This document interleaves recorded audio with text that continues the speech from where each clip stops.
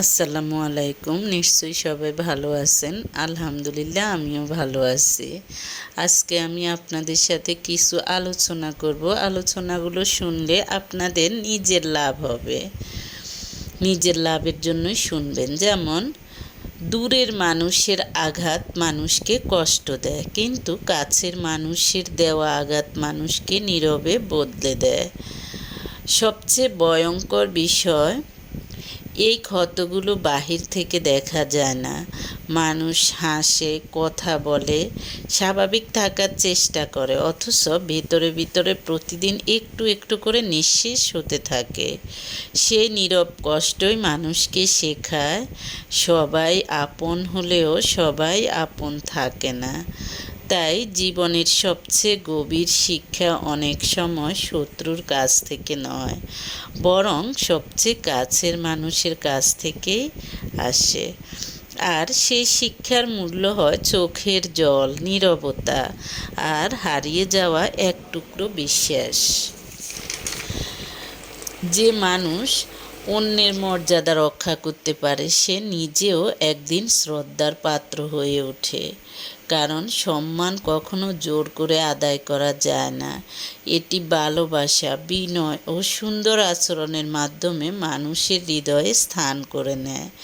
জীবনে অর্থ, ক্ষমতা কিংবা খ্যাতি একদিন হারিয়ে যেতে পারে, কিন্তু অর্জিত সম্মান মানুষের নামকে দীর্ঘদিন বাঁচিয়ে রাখে। তাই সম্মান পাওয়ার আগে সম্মান দিতে শিখতে হবে, কারণ যে মানুষ অন্যকে মর্যাদা দিতে জানে, প্রকৃত সম্মান শেষ পর্যন্ত তার কাছেই ফিরে আসে। নিজের চরিত্রকে মানুষের কথার জন্য না, আল্লাহর সন্তুষ্টির জন্য সুন্দর রাখুন। নিজের আচার আচরণ, নিজের কথাবার্তা, সব কিছুই, নিজের কাজকর্ম সব কিছুই আল্লাহর সন্তুষ্টির জন্যই সুন্দর রাখুন, ভালো রাখুন, সৎ থাকুন। মনে রাখবেন, মানুষের বিচার রাগ অভিমান পর্যন্ত, কিন্তু সৃষ্টিকর্তার বিচার কড়ায় গণ্ডায়।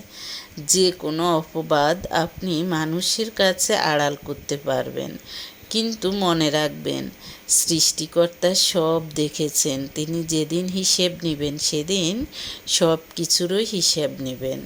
সম্মান এমন এক সম্পদ যা অর্থ দিয়ে কেনা যায় না। এটি অর্জন করে নিতে হয় নিজের চরিত্র, ব্যবহার ও সততার মাধ্যমে। একজন মানুষের প্রকৃত পরিচয় তার পোশাক বা সম্পদে নয়, বরং সে অন্যকে কতটা সম্মান দিতে জানে সেখানে প্রকাশ পায়। মানুষ আপনাকে ভুল বুঝতেই পারে, কিন্তু আল্লাহ কখনো ভুল বিচার করেন না। অনেক সময় আমরা এমন অভিযোগের মুখোমুখি হই যার উত্তর দেওয়ার প্রয়োজন হয় না। মানুষ আপনার নীরবতাকে